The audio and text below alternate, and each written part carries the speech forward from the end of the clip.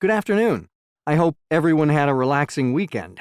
Today, we're going to continue our discussion about cities and the challenges they face, specifically the city of Venice in Italy. So, to begin, let's review a few of the points we've discussed so far. Remember that for centuries, the city has been struggling with the problem of flooding.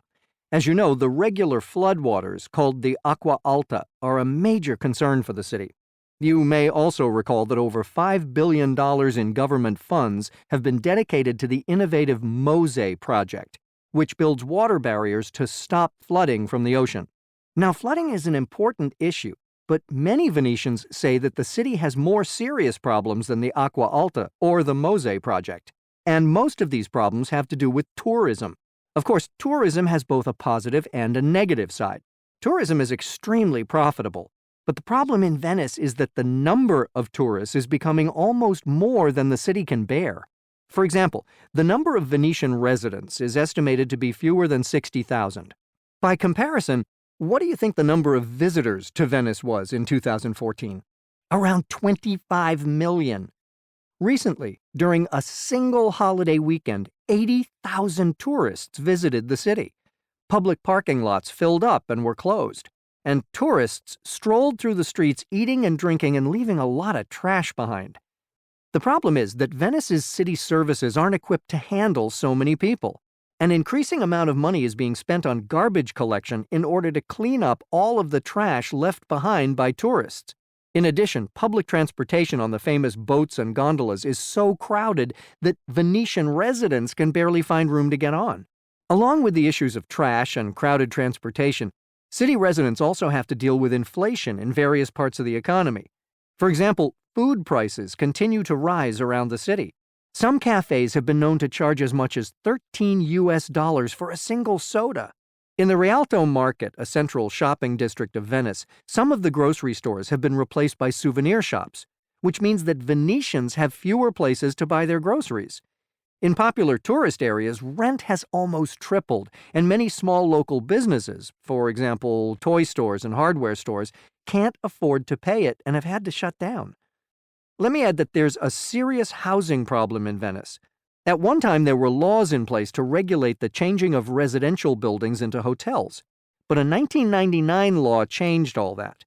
This law authorized a higher number of these changes, and the housing problem grew worse as a result. Since then, the number of hotels and guest houses has increased by 600%, thereby reducing the number of houses that are available for local residents to live in. These days, the only people who are able to own a home in Venice are the very rich, who can afford the high home prices, or people who already own houses passed down to them by family. Young Venetians simply can't afford to buy any property in the city. This scarcity of affordable housing is having a big impact, and more residents are being forced out of the city. 30 years ago, the population of Venice was around 120,000. Now it's less than 60,000.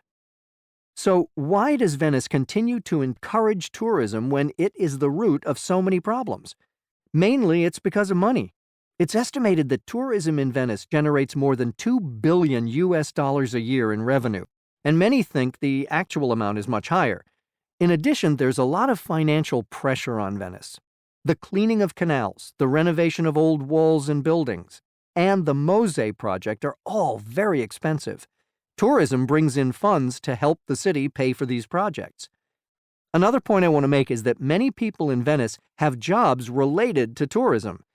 As the city attracts more tourists, hotels, restaurants, and museums need to hire additional staff.